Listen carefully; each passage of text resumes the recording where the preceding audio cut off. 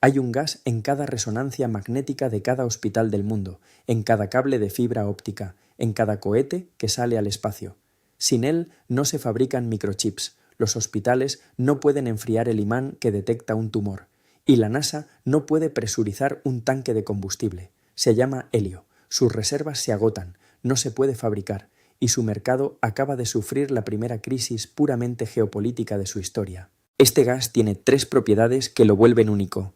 No se fabrica, apenas se recicla, y cuando se libera es tan ligero que escapa de la atmósfera y se pierde para siempre.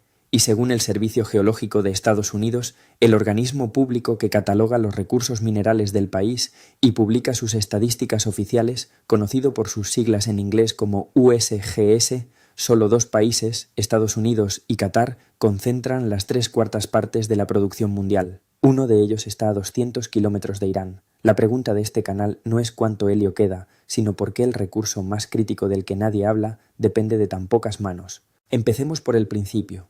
El helio es el segundo elemento más abundante del universo, pero en la Tierra es escaso. Se forma a lo largo de millones de años por la desintegración de elementos radiactivos y queda atrapado en bolsas de gas natural.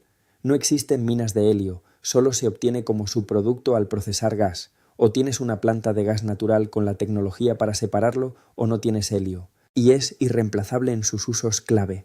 La resonancia magnética absorbe el 15% del consumo mundial y los semiconductores y la fibra óptica, otro 17%. Para enfriar los imanes superconductores de una resonancia se necesita helio líquido a 269 grados bajo cero y ninguna tecnología comercial lo sustituye hoy en esas aplicaciones criogénicas. Durante casi un siglo, Estados Unidos fue el amortiguador del mercado. En 1925 creó la Reserva Nacional de Helio en Amarillo, Texas, un almacén subterráneo que llegó a custodiar la mayor parte del helio del planeta. En 1996, el Congreso aprobó la Ley de Privatización del Helio y ordenó vender esa reserva de forma gradual. Durante 25 años, el helio estatal salió al mercado tan barato que casi nadie invirtió en capacidad nueva. Y en enero de 2024, según confirmó la Oficina de Gestión de Tierras, la agencia federal estadounidense que administraba ese almacén, el Estado cerró el círculo. Vendió el sistema entero, tuberías, planta y el yacimiento del Bush Dome, a la empresa Messer, por $460 millones. Como titulaba la cadena NBC ese mismo año, Estados Unidos acababa de vender su reserva estratégica de helio y el mundo médico estaba preocupado. Hoy, en 2026, ya no existe ninguna reserva pública de helio. El Estado ha salido por completo del mercado. En ese hueco creció Qatar.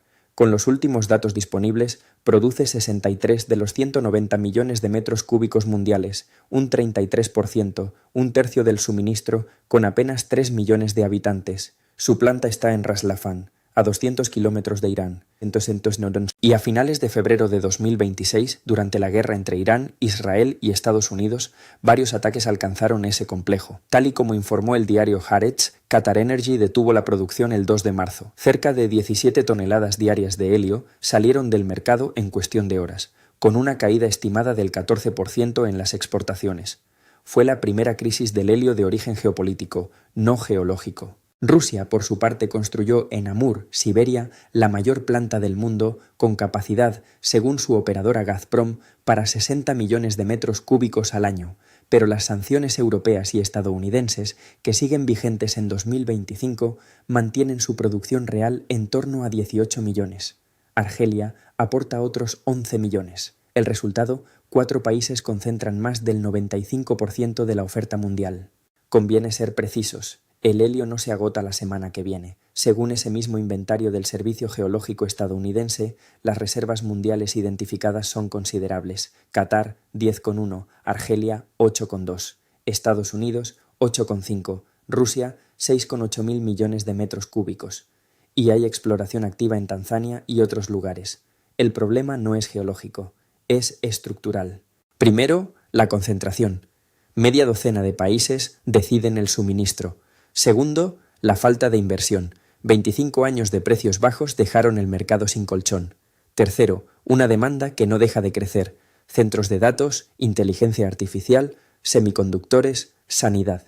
Y cuarto, la irreversibilidad. Se investigan superconductores de alta temperatura, enfriados con nitrógeno en lugar de helio, pero todavía no reemplazan las aplicaciones actuales. El helio que hoy enfría una resonancia, mañana está en el espacio, no vuelve. ¿Y qué significa esto para ti? Cuando un hospital no puede operar sus resonancias, el coste no es solo económico. Cuando una fábrica de chips reduce su suministro, la electrónica se encarece. El precio base del helio ya ronda los $12 por metro cúbico y cada tensión geopolítica lo empuja al alza. Pero el fondo es más amplio. Durante décadas se dio por hecho que los recursos críticos estarían siempre ahí, que el mercado proveería.